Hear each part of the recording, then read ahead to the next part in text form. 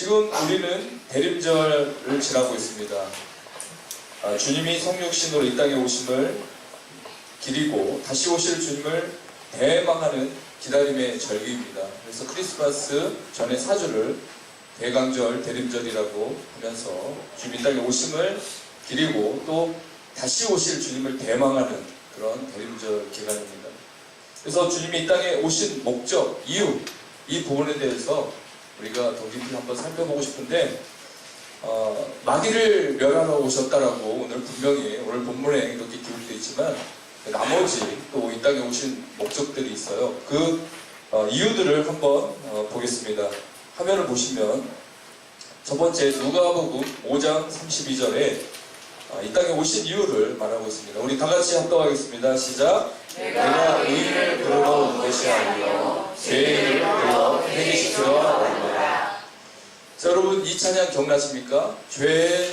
죄인오라 하실 때에 날 부르소서. 그쵸? 기억나시죠? 그렇습니다. 주님이 죄인을 불러 회개시키고 또 바로 잡아주고 메인 건 풀어주고 또 주님이 우리에게 원하시는 사명의 길을 힘차게 달리도록 주님께서 이 땅에 오셔서 죄인들을 이렇게 막 불렀습니다. 그래서 우리가 주님, 제가 죄인입니다. 제가 죄인으로서 주님 앞에 왔습니다. 주님 저를 회개시켜 주시고 저를 새롭게 하시고 저를 변화시켜 주시고 일꾼으로 사용하여 주옵소서. 자, 우리가 그런 마음으로 나가야 될 줄 믿습니다. 두 번째, 검을 주러 왔습니다. 다 같이 읽어보겠습니다. 검을 주러 왔어요. 시작. 내가 세상에 한평을 주러 온 줄로 생각하지 말라. 한평이 아니요 검을 주러 왔네. 자, 하나님께서 칼을 주러 왔대요. 칼은 뭐예요? 자르는 거잖아요. 그렇죠? 그래서 형제끼리 싸울 수 있고 부모와 자식이 싸울 수 있고 공동체 안에서 싸울 수 있고 또 악과 선이 싸울 수 있는 것입니다. 그래서 하나님은 두루뭉실하신 분이 아니고 확실하게 선과 악을 그어놓으시고요.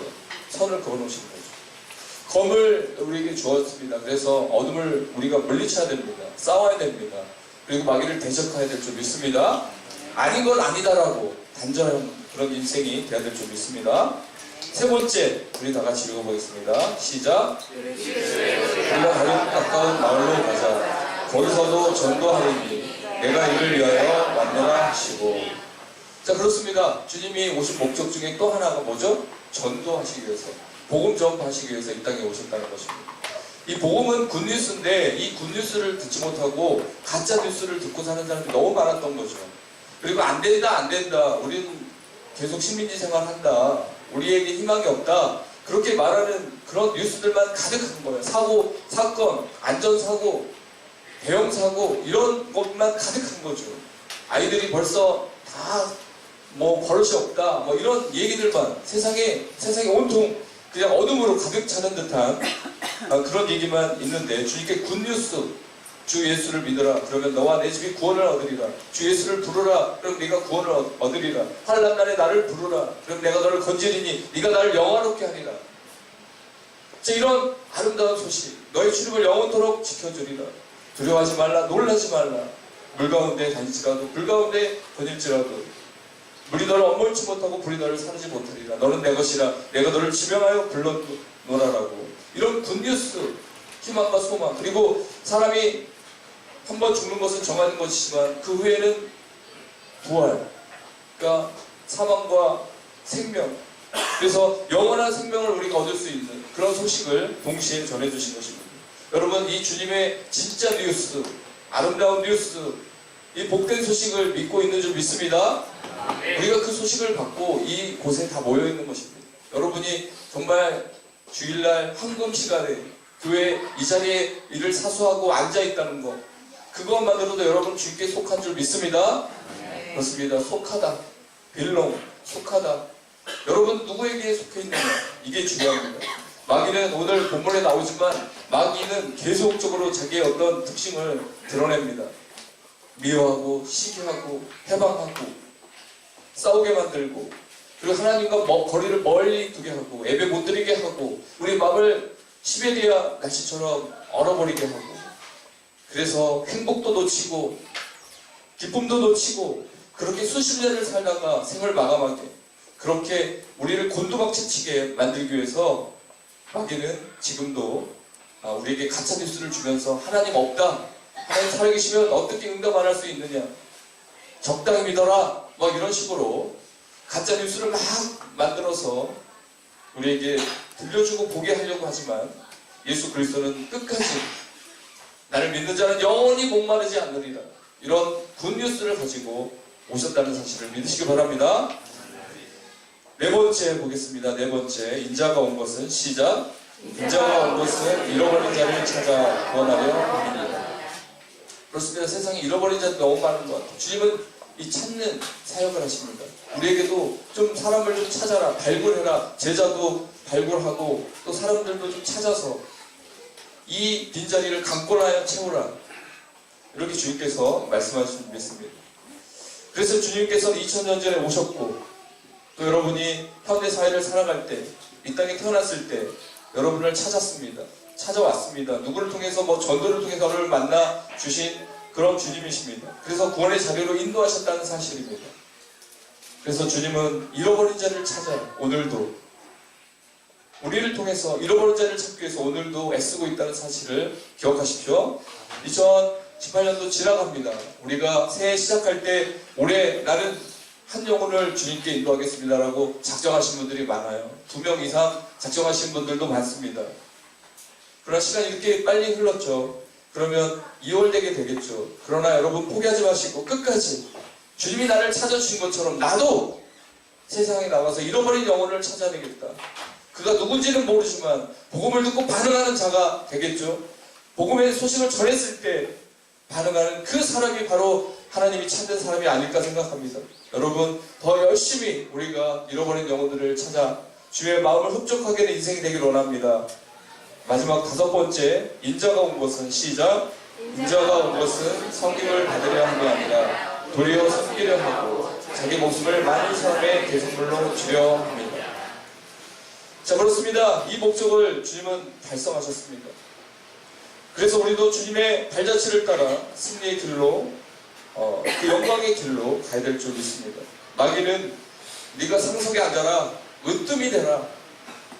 사도 바울이 선교할 때 가장 힘들었던 그 강적들을 만났을 때 사도 바울이 가장 힘들었던 유형의 사람들은 으뜸이 되려고 했던 사람이에요. 사도 바울이 오면 말씀을 들으면 되는 거 아닙니까?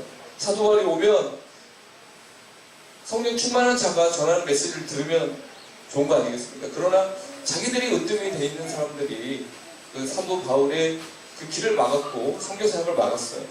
이 세상 사람들은 대부분 다 머리가 되고 꼬리가 되지 않으려고 합니다. 주님은 그러나 섬김을 받으려 온 것이 아니라 섬기러 오셨다는 거죠. 우리의 모습을 보십시오. 우리는 섬김을 받으려 하는 그런 사람들인가? 인정욕구에 목마른 사람들인가? 내가 최고봉에 올라야 돼. 다른 사람은 내 밑에 서열에 이렇게 내리치는 그것이 내 삶의 기쁨이요 감사라며, 우리는 다시 한번 주님이 이 땅에 오신 목적대로 가정에서도 섬기기를 원합니다. 그리고 또 직장에서도 직원들에게 사랑을 베푸시고 또 상사들에게 최선을 다해서 섬기십시오. 주님이 그것을 우리에게 실천하라고 보냈는데 어느새 우리는 섬김을 받으려는 그런 자세에 도달해 있는 것 같습니다. 이 부분을 여러분 좀 기억하셨으면 좋겠습니다. 자, 여러분, 이런 말이 있어요. 비행기 조종사가 훈련을 받을 때 자주 듣는 말이 있다고 합니다. 비행기 조종사가 훈련을 받을 때 항상 새겨질 정도로 듣는 얘기가 있는데, 그게 무슨 말이냐면 자신의 감각을 믿지 말고 계기판을 믿으라는 것입니다. 자신의 감각대로 운전할 생각하지 말고 계기판 있는 그대로 그걸 보고 비행기를 운전하라는 것이 가장 안전하죠. 우리 삶도 마찬가지입니다. 하나님의 말씀과 성령의 인도하심이라는 계기판을 보고 우리가 살아야지, 내 판단이나 세상적인 가치관을 따라가면 안 되는 것입니다. 여러분이 일찌감치 자신의 삶의 방향키를 말씀에 고정시킨 분들인 줄 믿습니다. 그래서 환난 날에도 자기 기복이 왔다 갔다 하는 그런 상황에서 평안을 누릴 줄 믿습니다. 요즘에 세상 사람들은 편안하게 살려고 해요. 편안하게. 그래서 침대도 비싼 거, 그리고 차도 편안한 거. 그러나 편안한 게 행복입니까? 평안한 게 행복입니다. 평안. 예, 평안하다. 니은. 편하게 살려고 하죠. 근데 평안하게 사는 게 진짜 하나님의 뜻이라는 사실을 믿으시기 바랍니다. 자, 오늘 본문에 아까 다섯 가지 주님이 이 땅에 오신 이유에 대해서 설명했고, 오늘 하나가 더 추가됩니다. 오늘 본문은 예수님이 이 땅에 오신 구체적인 목적 하나를 추가하고 있는데요. 그 목적은 우리의 죄를 없애기 위한 것입니다. 그리고 동시에 죄의 기원인 마귀를 멸하시는 것입니다. 마귀를 파괴해버리겠다. 디스포리, 파괴해버리겠다라고 말하고 있습니다. 마귀가 자행하는 일들을 파괴하러 오신 것입니다. 요한은 독자들에게 죄를 짓는 것은 마귀의 특성이고, 죄를 없애고 용서하는 것은 예수님의 특성임을 상기시켜주고 있습니다. 우리의 인생을 파멸로 곤두박질치게 하려는 세력은 마귀입니다. 마귀는 보이지 않지만 우리의 삶의 현장에 가까이 있습니다. 때로는 자신의 정체를 은폐하고 잠복해서 사람들의 영혼을 조금씩 갉아먹고 피폐하게 만들어가고 있습니다. 여러분의 24시간, 그들은 보이지 않게 자신의 업무인 지옥작전을 감행하고 있다는 것입니다. 여러분의 삶, 하나님도 함께 하시지만 마귀도 우는 사자처럼, 우는 사자는 배고픈 사자입니다.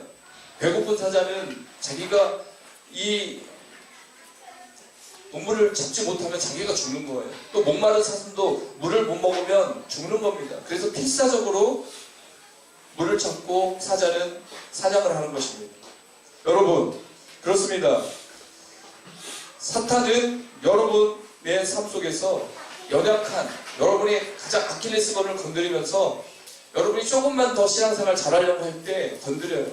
환경으로 여러분을 요동치게 합니다. 그때 그냥 흔들리는 사람도 있어요. 휘청거리는 사람들이 있어요. 마귀에게 많이 속고 있어요. 우리는 정말 많이 속고 있습니다. 보이지 않으니까 다 내 감정이지. 상대가 나를 얕잡아왔기 때문에 내 감정이 이렇게 된 거지. 오늘 운이 좋지 않아서 내가 이렇게 기분이 안 좋은 거지 하고 그렇게 넘기는 경우가 많은데, 사실 보이지 않는 마귀의 역할, 마귀의 지옥작전은 여러분을 물귀시 작전으로 거머리처럼 따라다니며 여러분이 행복한 걸 볼 수가 없어요. 왜냐하면 그 이름이 해방자이기 때문이죠. 여러분이 행복한 걸 볼 수 없습니다. 여러분이 믿음 좋아진 거 볼 수 없어요. 여러분이 주 앞에 가까이 가는 거 도저히 그들은 견딜 수가 없습니다. 그래서 사촌이 항상 배 아프다, 이거 마귀에서 나온 것 같아요. 자, 그만큼 강교하게 작전을 펼치고 있습니다. 마귀는 하나님과 비기려는 욕망으로 구테타를 일으켰죠. 하나님의 창조, 피조물임에 불구하고 그 아름다움을 자기가 자랑하기 시작했고, 백설공주의 그 계모처럼 거울아 세상에서 누가 제일 이쁘냐, 그런 욕망이 불같이 일어나서 루시엘이 루시퍼가 되는, 타락하는 그런 인생이 되었습니다. 사탄이 그래서 이제 그 하늘에서 추방당해서 이 땅에 와서 에덴 동산을 먼저 침투해서 그 행복하게 살고 있는 아담과 하와를 이간질시켜서 그들의 생각을 바꿔서 결국 선악과를 까먹고 하나님과 멀어지게 타락을 이끌었던 그런 질기고도 강력한 무기를 가지고 있는 사람들, 사탄입니다. 사탄은 최고의 무기로 죄와 욕망과 미움을 가지고 있습니다. 죄의 기원과 추천은 마귀이고, 그 죄를 범하는 자들은 마귀와 아주 깊은 연관성을 갖고 있는 것입니다. 어떻게 보면 단짝이죠. 단짝이니까 그에게 속한 것이고, 친하기 때문에 그의 말에 속는 것이고, 그러니까 매일 자기는 반성하지 않고 마귀가 불어넣는 미움, 시기, 질투, 남탓, 거기에 올인하고 있는 것입니다. 거기에 그냥 다 토하고 있는 것이죠. 자, 그렇습니다. 여전히 사탄은 지금도 활개를 치며 시대에 맞는 맞춤식 타락 상품들을 출시하고 있습니다. 여러분, 사탄은 사람들을 많이 유인하고 있어요. 그래서 누가복음 22장 31절에도 예수님께서 제자들이 사탄에게 미혹당하고 기도가 막히고 그 시간에 기도해야 될 제자들이 전혀 기도하지 못하고 슬픔에 잠기고 졸음에 잠기고 몸이 피곤해서 그냥 들어 누워버리는 그런 상황이 있을 때 그들을 찾아가서 이렇게 말했습니다. 시몬아, 시몬아, 보라 사탄이 너희를 밀가부르듯 체질하려고 청구하였으니. 그렇습니다. 밀과 후르트 체질한다는 거죠. 어렸을 때 여러분 어머니가 그 콩 같은 거 이렇게 알구가 쭉정이 가를 때 막 체질하죠. 이렇게 체질하면 곡식은 모이고 쭉정이 날아갑니다. 자, 이렇게 흔들어댄다는 거예요. 여러분의 마음과 생각을 막 흔들어내는 거예요. 그래서 여러분 우리가 항상 감사하라, 항상 기뻐하라는 이유가 뭔지 아시겠죠? 사탄이 가만히 있으면 여러분들의 마음을 불안하게 합니다. 이번에 어떻게 될까? 내가 취업할 수 있을까? 이번에 일이 잘 될까? 이 잠을 못 자는 거예요. 여러분 나중에 가서 보면 다 합격했고, 나중에 가면 다 취업했고, 나중에 가면 다 통과돼 있어요. 근데 그 전에 내가 걱정한 건 뭐예요? 당연히 불안하고 두려움이 임하고, 사탄이 그렇게 생각을 집요하게 공격해온다는 것입니다. 그래서 예수님이 혼자서 겟세마네 동산 그렇게 눈물로 애원하고 기도해도 제자들은 정말 기도하고 싶었지만 그 방해와 사탄의 공격 때문에 기도가 나오지 않아요. 그래서 여러분 성경에 보면 벙어리 된 귀신, 벙어리 되게 만드는 그런 귀신이 나오죠. 사람이 입을 막습니다. 기도를 막습니다. 감사를 막습니다. 찬양을 막습니다. 사랑하는 말을 막습니다. 그리고 불평, 불만 그런 말을 막 쏟아내게 합니다. 이게 사탄의 공격이라는 거죠. 자, 그러니 이렇게 사탄의 공격에 그냥 넉넉고 있는 사람, 방치되고 있는 사람은 사탄에게 매이지 않겠습니까? 그래서 인생을 슬프게 살 수밖에 없어요. 이걸 보고 주님이 가만히 있겠냐고요. 이런 상태에 있는 상황을 보고 주님이 어떻게 가만히 있겠냐고요. 그래서 이 땅에 오셔서 마귀의 매인 인생들을 풀어주겠다는 거예요. 생각에 갇혀있는 인생을 풀어주겠다는 거예요. 아직도 속고 있는 사람들에게 너 속지 말라고, 마귀 사기꾼이다라고, 사기꾼에게 속지 말라고, 나를 믿고 나를 따르라고, 말씀에 이 빛을 따라서, 내비게이션을 따라서 오라고, 나침반을 따라서 오라고 주님께서 그렇게 소식을 전하고 있는 것입니다. 오늘 이 본문의 3장 12절에 보면 가인이 모델로 나옵니다. 좋은 모델로 나오면 좋겠는데 가인이 안 좋은 모델로 나오고 있어요. 여러분 가인을 잘 알고 있죠. 이 가인이 사탄의 유혹과 시험에 처음에 그 속삭임에 그냥 넘어가가지고 결국 마귀에 속해버렸어요. 그러니까 속는 사람은 속하게 됩니다. 마귀에게 속죠. 그러면 그게 속하게 된다는 거죠. 그래서 여러분 그런 시간들이 올 때 우리가 그걸 뿌리쳐야 됩니다. 빨리 판별력, 분별력이 여기에서 필요한데요. 자, 가인의 모습을 우리가 보면서 우리가 한번 살펴보자고요. 가인은 나중에 아벨을 죽이고 나서 하나님께 이런 얘기했습니다. 내가 동생을 지키는 자입니까? 어때요? 가인이 얼마나 이기적인지 알겠죠? 형이면 동생을 챙겨줘야 돼요? 안 챙겨줘야 돼요? 남처럼 말하고 있죠? 자기밖에 몰라요. 성도들 안에서도 성도가 아프면 같이 아파줘야 되고 기쁘면 같이 기뻐해야 되는데 우리 가정밖에 몰라요. 내가 우리 교회를 지키는 사람입니까? 내가 우리 교회를 위해서 헌신할 사람입니까? 우리 가정도 지키기 힘든데 내가 우리 교회 피 묻은 십자가로 주의 몸된 교회, 주님이 세운 이 교회, 내가 그 교회를 지키는 사람입니까? 이런 생각을 해. 책임감이 없어요. 이 시대에 많은 사람들이 책임감 없이 삽니다. 그런 사람들이 마귀에 속고 있는 거예요. 우리에게 책임이 있습니다. 교회를 지켜야 됩니다.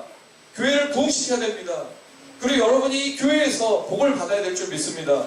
교회를 사랑해야 됩니다. 가정을 사랑하십시오. 아내를 사랑하십시오. 형제를 사랑하십시오. 하나님이 여러분에게 준 책임입니다.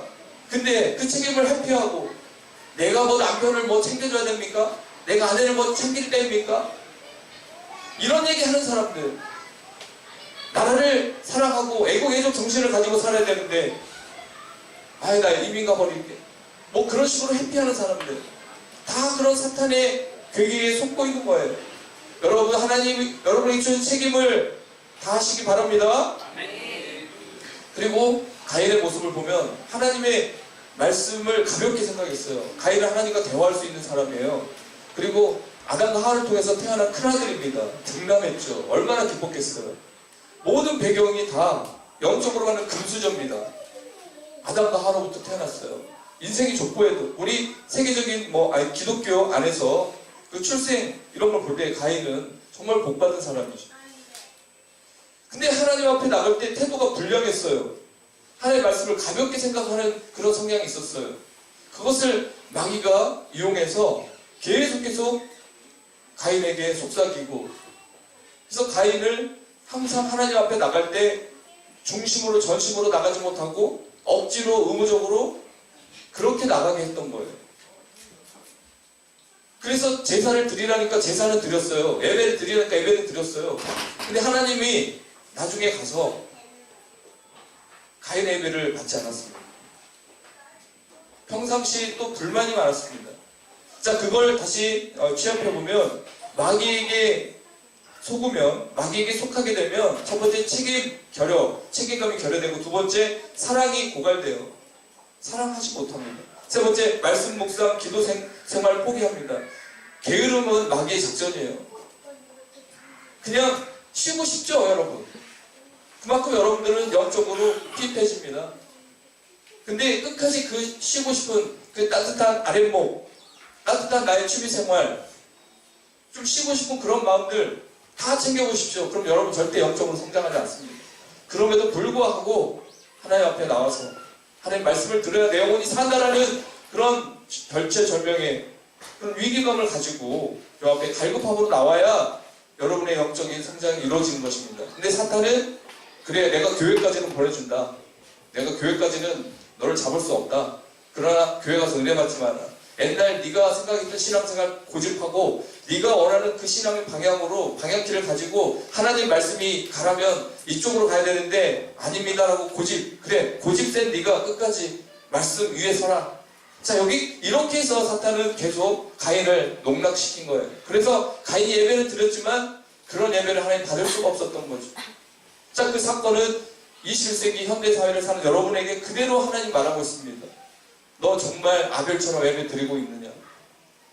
너 가인처럼 그런 성향이 있느냐? 그럼 빨리 자수해라.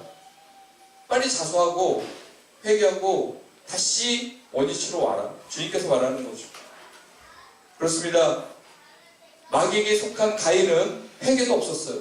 그렇게 동생 죽이고도 하나님 앞에 들켜갖고 하나님 앞에 그 두려운 하나님 앞에 섰어도 내가 동생을 지키는 자입니까? 내가 잘못했습니다. 생각해보니까 내가 마귀에 속아서, 아니면 내 혈기 때문에 내가 분노가 쌓여서, 나보다 잘난 내 동생이 너무 미워서, 남이 잘 되는 거 정말 보기 싫어서 그렇게 제가 한번 혈기를 부렸습니다. 한번 실수해서 동생을 죽였습니다. 제가 잘못했습니다. 결국 생각해보니까 동생은 내 동생이었습니다. 내가 형으로서 또 하나의 신앙인으로서 큰 죄를 졌습니다. 이렇게 엎드려야 되는데 끝까지 엎드리지 않아요. 이게 바로 마귀에 속한 사람의 특징이에요. 그래서 주님이 회개하라 천국에 가까웠다고 그랬고, 회개하는 자만 천국에 들어갈 수 있는 거였었어요. 왜냐하면 자기가 잘못 안 했다는데요. 자, 이런 식으로 사탄은 신앙인들까지도, 믿지 않는 자들까지 크게 범위해서 다 붙들고 그렇게 넘어뜨리고 있다는 사실을 여러분 기억하십시오. 그렇습니다. 이 대한민국도 우리가 요즘에 말하고 있잖아요. 분노공화국이란 별명, 그리고 우울증, 이혼, 자살 공화국, 1, 2, 3위를 다 다투고 있죠. 이 불명예를 안고 있습니다.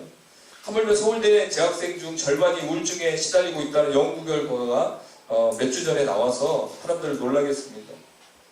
46.5%가 우울증 증상을 갖고 있대요. 서울대생들이. 그만큼 그 원인들은 많죠. 세상 최악의 체험난, 과열된 학점 경쟁, 어렸을 때 IMF를 겪은 사태, 고등학교 재학 시 세월호 참사 등 자신의 위치와 사회적 불안을 동시에 겪는 그런 힘든 세대이기 때문에 우울증이 있지만, 이거는 믿음이 없어서 그렇습니다. 사탄이 그들에게 그 환경을 통해서 우울하게 만드는 그 주사를 준 거예요. 자, 우리 행복한 가족들은 이런 사탄의 공격, 사탄의 어떤 전략에 한 명도 넘어가지 않기를 원합니다. 그래서 감사하는 말을 하십시오. 우리 행복한 기회가 2018년도 힘차게 달려왔습니다. 이제 2019년도를 향해서 갑니다. 여러분, 사과나무가 심겨주면 4년째까지는 부끄러운 모습을 보여요. 꽃만 피고 열매가 없어요. 빈손이에요. 근데 5년째는 열매를 맺습니다. 마찬가지로 저도 4년 됐어요. 그리고 횟수로 5년째가 돼가고 있어요. 담임이 된 지. 자, 그렇다면 여러분들과 저는 조금씩 이제 꽃을 피우고 열매 맺을 때가 됐다는 것입니다. 믿으십니까? 네. 그리고 하나님도 저를 이것만큼은 바로 세우고 싶은 게 있어요. 교회가 교회다워지게, 교회가 거룩성을 지키고, 교회를 정말 학교처럼 직장처럼 다니는 게 아니라 교회를 도피성 피난처, 생명 있는 쉼터, 내 가정을 지키듯이 교회를 지키는, 교회를 사랑하는 그런 열정으로 다니라는 것입니다. 그리고 교회 위계질서, 조직에 무조건 순종하십시오. 교회도 교회까지 와서 집에서 하는 버릇, 교회까지 와서 할 말 다 하는 그런 교회는 거룩성을 잃어버린 교회입니다. 그래서 여러분들 교회에 왔으면 교회에서 원하는, 또 주님이 원하는 그런 모습을 여러분이 갖춰야 될 줄 믿습니다. 제가 몇 가지 이렇게 마귀의 전략들을 얘기했어요. 몇 가지만 더 얘기하면, 영생으로 직행하는 좁은 길을 넓은 길로 안내하며 유일하는 작전을 씁니다. 분명히 성경에서 좁은 길로 가라 그랬어요. 근데 우리는 어느새 넓은 길로 가고 있어요. 이 유인 작전에 막 사람들이 휘말리고 있습니다. 하나님이 주신 꿈과 비전보다 육신의 비전과 성공에 치중하도록 매일 유도합니다. 매일. 보이지 않는 하나님보다 보이는 아름다운 세상에 올인하라고 말합니다. 용서와 사랑보다는 정죄와 미움을 부추겨 싸움닭으로 만들어갑니다. 어느 교회들 막 싸우는 교회 있죠? 그런 교회 다 사탄에게 점령당한 겁니다. 싸우고, 용서와 사랑은 없어요. 내가 옳다예요. 다 옳다예요. 그 말씀에 은혜받고 행복해지려 하면 가장 약한 부분을 건드려 포기각서를 받아내려고 하죠. 야, 넌 안 돼. 네가 무슨 월상 예배를 가고, 네가 무슨 금요 기도에 네가 갈 수 있겠냐? 네가 무슨 권사가 되고 네가 무슨 집사가 될 수 있겠어? 넌 안 돼. 이렇게 아킬레스건을 건드립니다. 약한 부분을 건드립니다. 포기각서를 받아내려고 합니다. 그럴 때도 우리는 예수 앞에 나갈 줄 믿습니다. 적당히 믿으라고 하면 참된 행복을 평생 맛보지 못하게 합니다. 결국 불량품 성도가 되게 만들려고 하는 거죠. 자, 그렇다면 오늘 본문에 말하고 있는 하나님의 자녀들의 특징은 무엇입니까? 시간이 지나서 간단히 설명하겠습니다. 첫 번째, 남다른 모습이 뭐냐? 첫 번째, 죄를 습관적으로 짓지 않습니다. 하나님의 사람은 죄를 짓지 않는다고 그랬어요. 여러분, 완전히 죄를 짓지 않는다는 게 아니고 여기서 말하는 건 습관적으로. 하나님의 말씀에 씨가 있잖아요, 우리 안에. 우리가 죄를 짓지 않는 이유는 하나님이 우리 안에 말씀의 씨앗을 뿌려놨기 때문이에요. 그래서 거기에 계속 머물러 있는 사람은 지금 하나님의 자녀라고 볼 수가 없을 수도 있어요. 죄를 습관적으로 짓는데 그 안에 성령님이 계시고 말씀의 씨가 뿌려졌는데 죄를 계속 져도 양심의 가책도 없어요. 그러면 이건 이상한 거 아니겠습니까?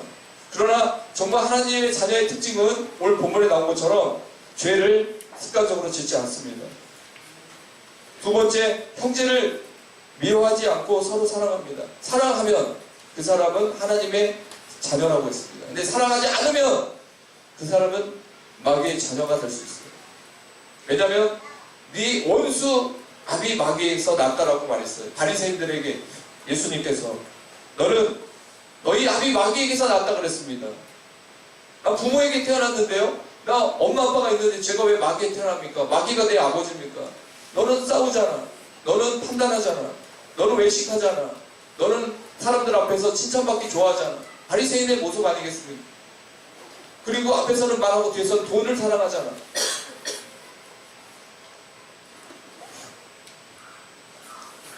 그리고 세 번째, 의를 행하게 됩니다. 시편 89편 14절에 의와 공의가 주의 보좌의 기초라고 말하고 있습니다. 하나님은 의와 공의를 좋아합니다. 그래서 속이는 저울추에 대해서 잠언에 많이 나오죠. 속이는 저울추에 대해서 아주 싫어합니다. 장사를 할 때 저울을 막 이렇게 눈금을 바꿔서 그 저울을 자기가 만들어서 이유를 남기기 위해서 만든 사람들이 있어요. 그걸 되게 하나님이 싫어합니다. 그런 기업은 반드시 망하고 또 그런 기업을 하나님은 반드시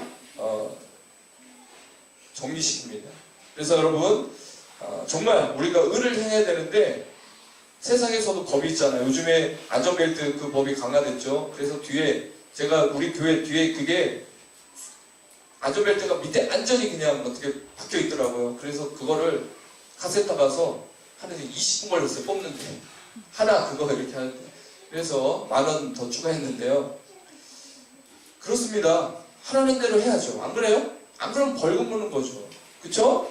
세상에서도 우리가 그렇게 하는데 하나님 말씀을 법과 진리를 우리가 함부로 할 수 없습니다. 그래서 죄를 짓는 자마다 불법을 행하나니 죄는 불법이라고 했습니다. 죄는 불법입니다. 이 죄는 하마르티아라고 해서 이 화살이 관역을 향해서 날아갔는데 그 표적을 맞추지 못하고 비껴간 거예요. 그러니까 그 표적은 하나님입니다.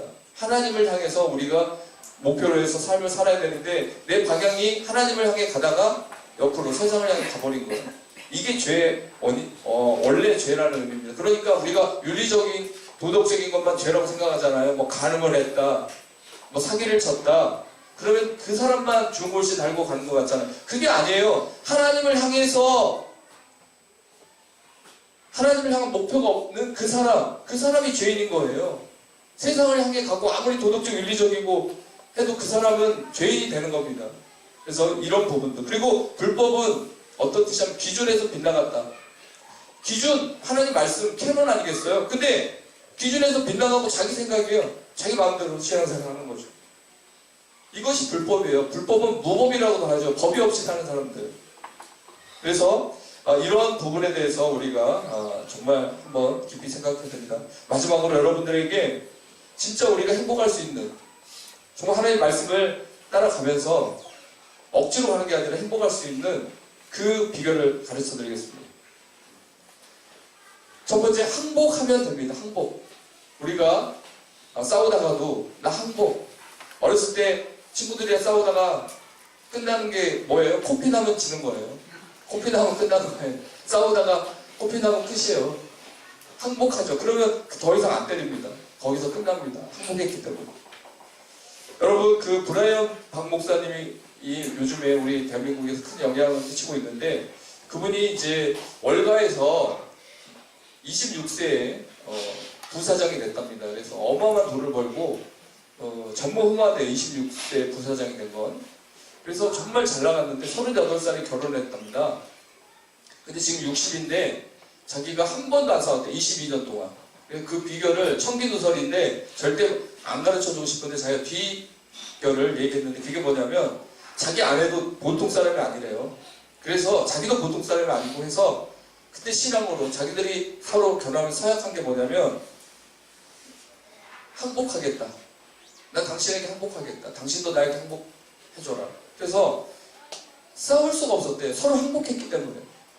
그가 계속 강조하는 게 뭐냐면 자기가 하나님 앞에 항복하면 항복할수록 행복해진대. 자기는 너무 행복하대. 하나님 앞에 내려놓을수록 자기는 더 행복하대.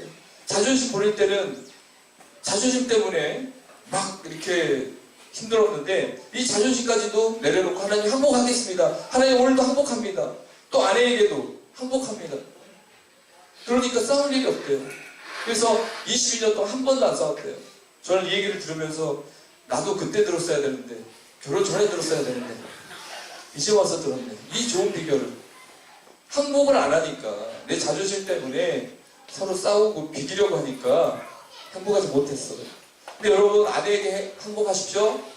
남편분들 그리고 아내분들도 남편에게 항복하십시오. 그러면 끝나는 겁니다. 그리고 주님 앞에 항복하십시오. 말씀 앞에 항복하십시오. 그래서 요즘에 제가 개발한 거 하나 가르쳐 드리겠습니다. 실물교육. 자, 집에서 이제 아내와 남편이 티격태격 해야죠. 또 회사 가서 이제 또 뭐 강조하고 만나서 티격태격 할 때 그 주체를 못해. 그러다 말하다가 더 싸워요. 그쵸? 그럼 그 순간 그냥 중단만 하면 되는데 이게 안 돼요. 그럴 때 어떻게 해요? 마스크를 준비하십시오.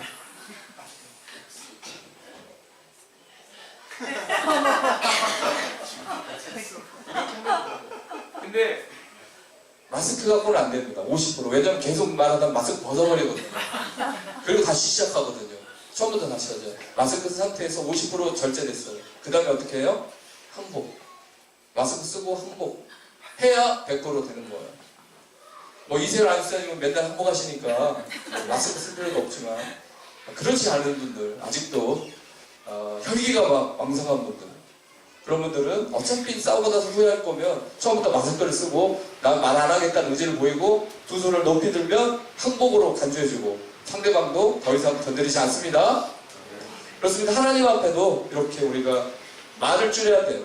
마스크를 써서 엄마 불평이 나오려고 그러면 마스크를 써버리십시오. 그러면 그 다음에 하나님 앞에 더 이상 말을 하지 않잖아요. 그리고 두 손을 드십시오. 하나님, 제가 또 제 마음대로 하려고 하네요. 그렇게 하면 여러분들이 그런 부분에서 다 이겨낼 줄 믿습니다. 마지막으로